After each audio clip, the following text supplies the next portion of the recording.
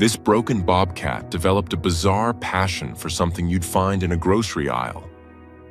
He spends his days cuddling vegetables, a habit so strange and heartwarming it turned him into an international star. While other predators tear into raw meat with primal ferocity, one magnificent bobcat named T'Challa gently cradles his most prized possession, a fennel bulb. He doesn't eat it, and he doesn't treat it like prey. He cuddles it like a plush toy. What transformed this fierce hunter into the world's most unusual vegetable enthusiast? This is the story of a broken bobcat who couldn't hunt but captured thousands of hearts, and proved that different doesn't mean less. Before we start, hit the like button and make sure to subscribe if you haven't, and hit that notification bell so that you won't miss any new stories. The morning sun had barely crested over the Tennessee hills when Margaret Williams heard the sound that would change everything. It wasn't quite a cry, more like a desperate whimper coming from her gravel driveway. At 73, Margaret had lived on her property outside Nashville for nearly 40 years, and she'd heard plenty of wildlife sounds in her time. But this was different, weaker, more vulnerable, carrying a note of pain that made her abandon her morning coffee and hurry outside in her slippers. What she found made her gasp and clutch her chest. There, in the middle of her driveway, was a tiny bobcat kitten, no bigger than her hand. Blood matted its fur, and puncture wounds dotted its tiny body. The kitten's eyes were still closed, sealed shut as nature intended for one so young, but its mouth was open in silent distress.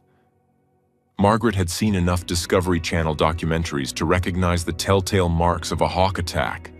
The raptor must have picked up the kitten, perhaps mistaking it for easier prey, then dropped it when the weight proved too much or the mother bobcat had given chase. "Oh, you poor little thing," Margaret whispered, her hands trembling as she gently scooped up the injured creature with a dish towel from her kitchen. The kitten barely weighed anything at all, just a handful of spotted fur and fragile bones. She could feel its rapid heartbeat against her palm, like a hummingbird's wings. The drive to the emergency veterinary clinic felt endless, though it was only 15 minutes away.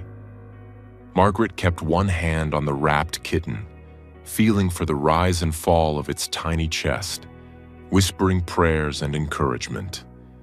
"Stay with me, little one. Just stay with me." Dr. Robert Patterson had been a veterinarian for 30 years, but the sight of the injured bobcat kitten still made him pause.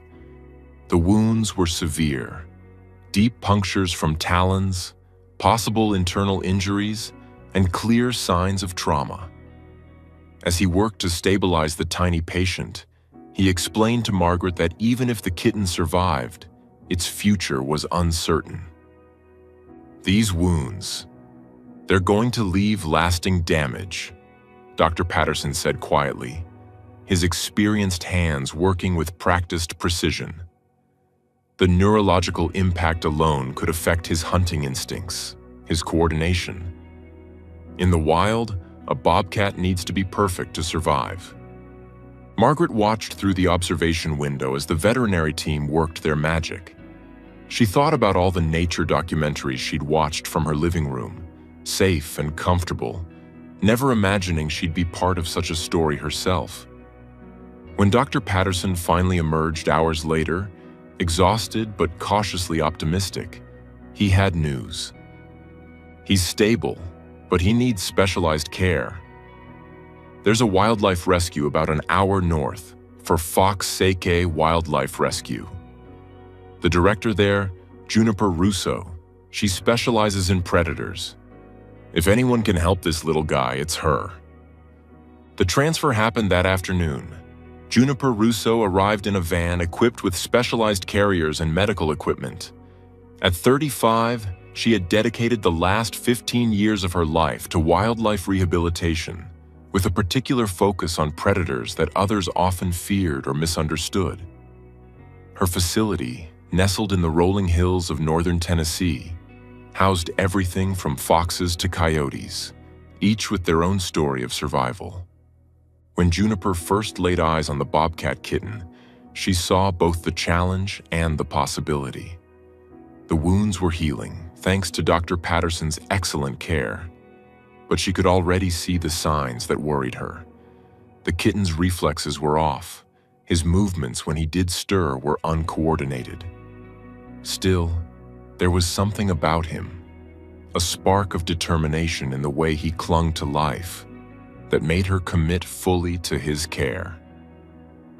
"We'll call you T'Challa," she said softly, thinking of the fierce warrior from the movie her nephew loved. "You're going to need all that fighting spirit." The first weeks were touch and go. T'Challa required round-the-clock care, bottle feedings every 3 hours, antibiotics to prevent infection, and careful monitoring of his neurological development. Juniper set up a makeshift nursery in her office where she could watch him constantly. She documented everything: his weight gain, his response to stimuli, the gradual opening of his bright amber eyes. But as T'Challa grew, the differences became more apparent. Normal Bobcat kittens, even those raised in captivity, developed certain instinctive behaviors early. They would practice pouncing on anything that moved, shake their food as if killing prey, and show the beginnings of the stealth that would one day make them successful hunters. T'Challa did none of these things. Instead, he was goofy. There was no other word for it. Where other bobcats would stalk, T'Challa would tumble. Where they would pounce with precision, he would playfully bat at things with all the coordination of a drunk butterfly. He was affectionate in a way that was endearing, but completely inappropriate for a wild bobcat. He would purr. Yes, bobcats can purr, whenever Juniper entered his enclosure, and he seemed more interested in playing with his toys than hunting them.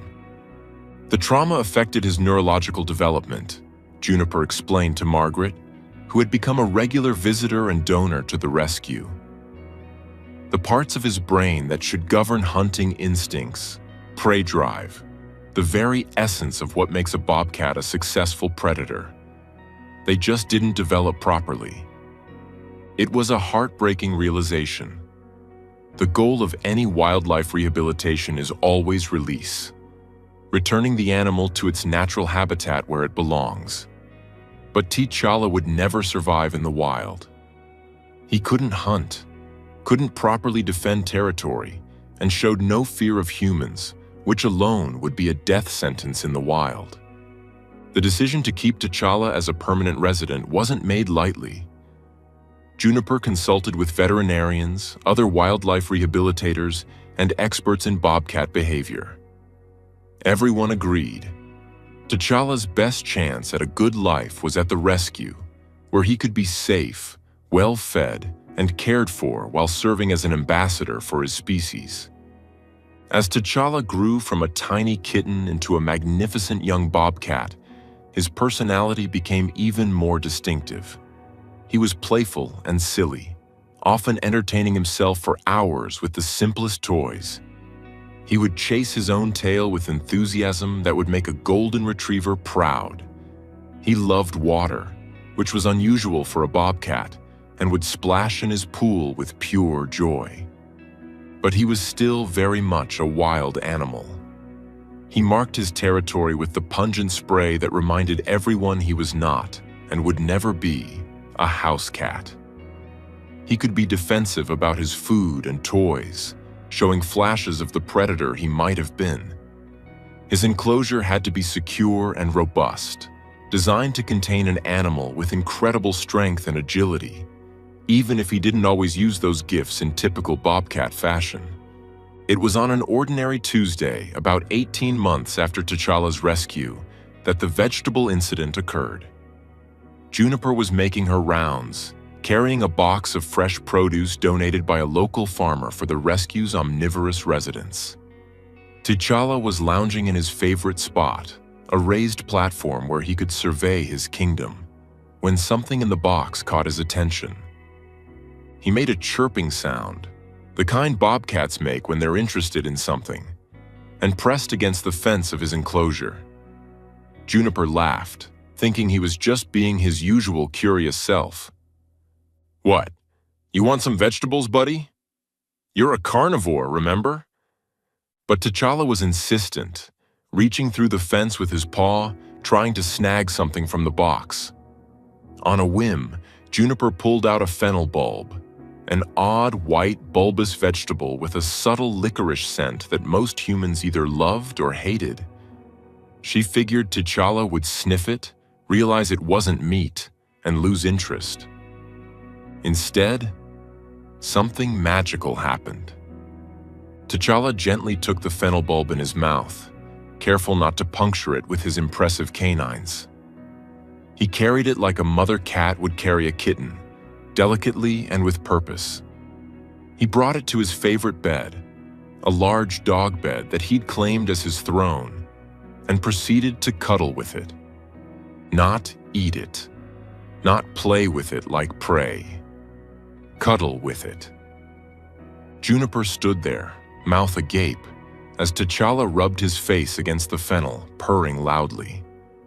He wrapped his paws around it, pulled it close to his chest, and settled in for what appeared to be a nap with his new vegetable friend. In 15 years of working with predators, Juniper later told her volunteers, "I have never seen anything like it." The fennel became T'Challa's favorite thing in the world. Every few days when the old one started to wilt, Juniper would bring him a fresh bulb. The ritual was always the same. T'Challa would chirp with excitement, carefully take the fennel and immediately bring it to his bed. He would sleep with it, groom it as if it were alive, and carry it around his enclosure like a prized possession. When he received multiple fennel bulbs, he would choose his favorite to cuddle with and carefully cache the others in various hiding spots around his enclosure. Under his platform, behind his water trough, buried slightly in his sandbox. He was saving them, like a squirrel with nuts, though for play rather than food.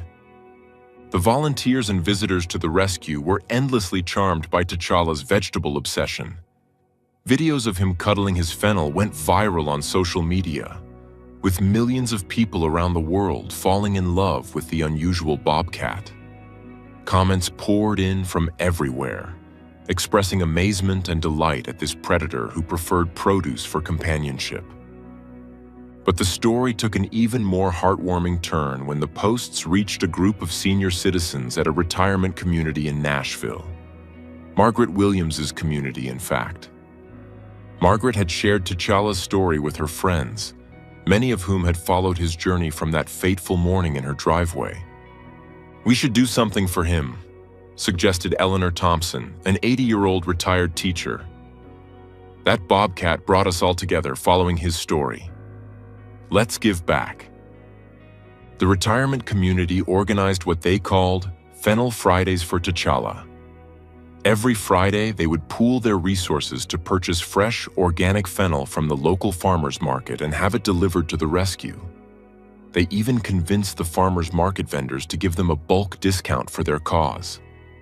The first delivery arrived on a crisp October morning. 3 boxes of perfect fennel bulbs, each one carefully selected by the seniors who had adopted T'Challa as their unofficial mascot.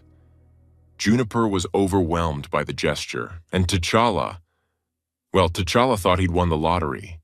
He spent the entire day arranging and rearranging his fennel collection, choosing different ones to cuddle at different times, creating what Juniper could only describe as a vegetable fort in one corner of his enclosure. His purrs could be heard from the visitors area, a rumbling contentment that seemed to say, "This is the life."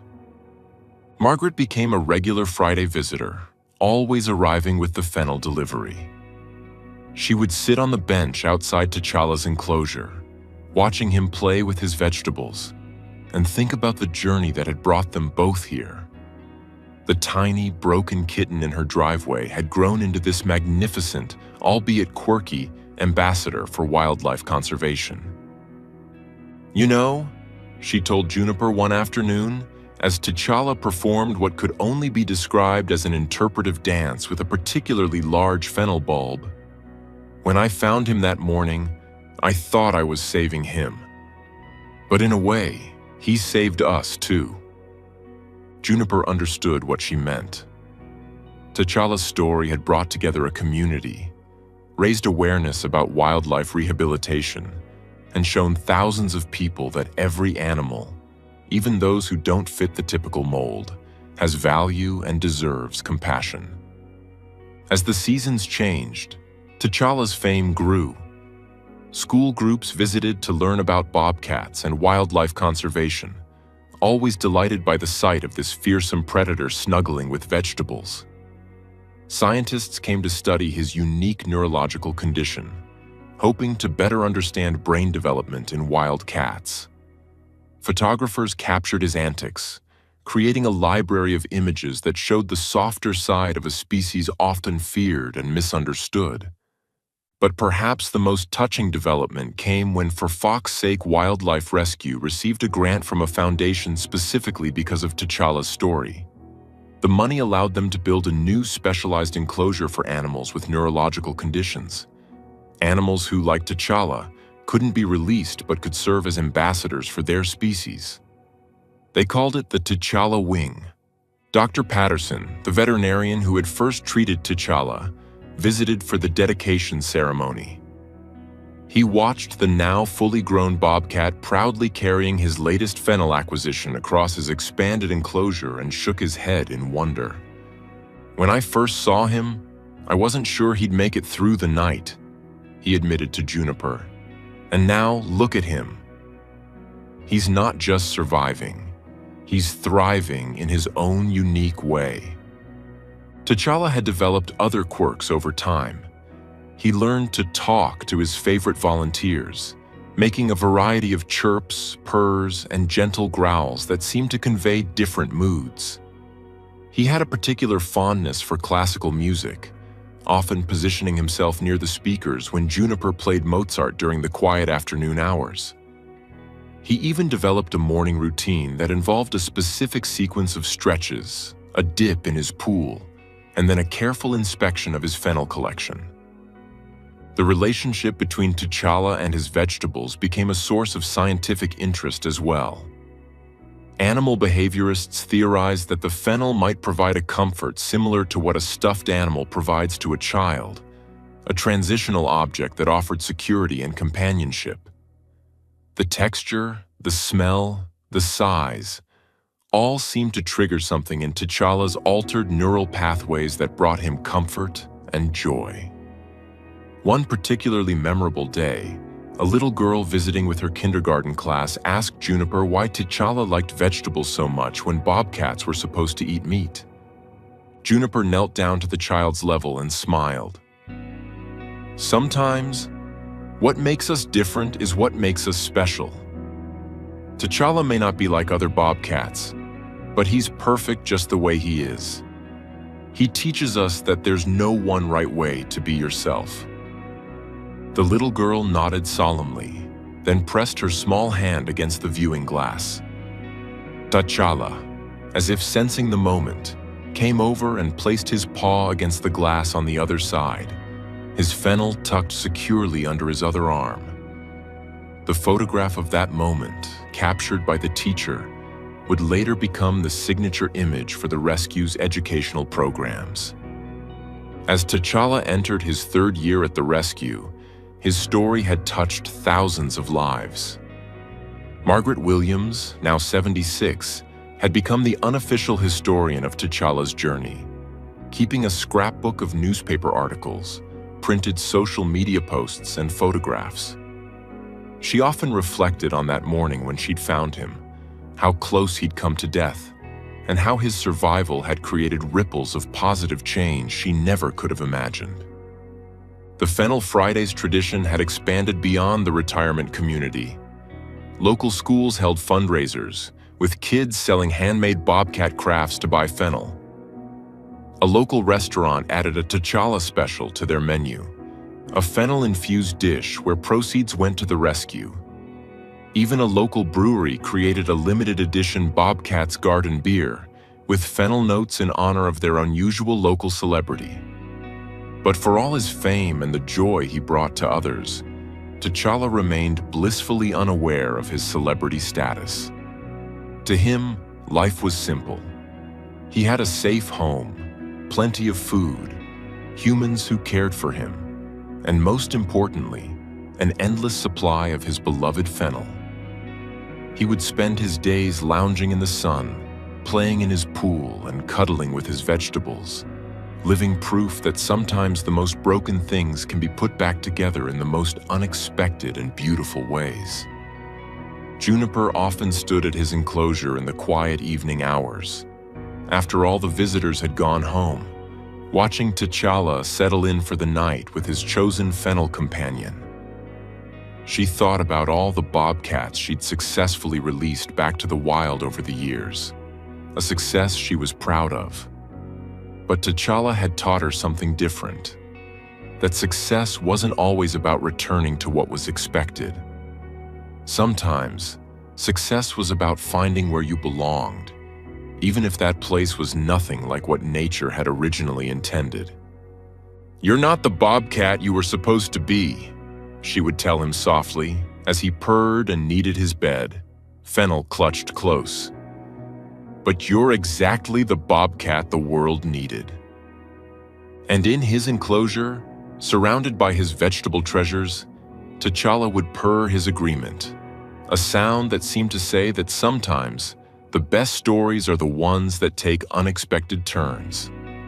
His journey from a dying kitten in a driveway to a beloved ambassador for wildlife conservation, complete with his peculiar vegetable obsession, had shown everyone who met him that different doesn't mean less than.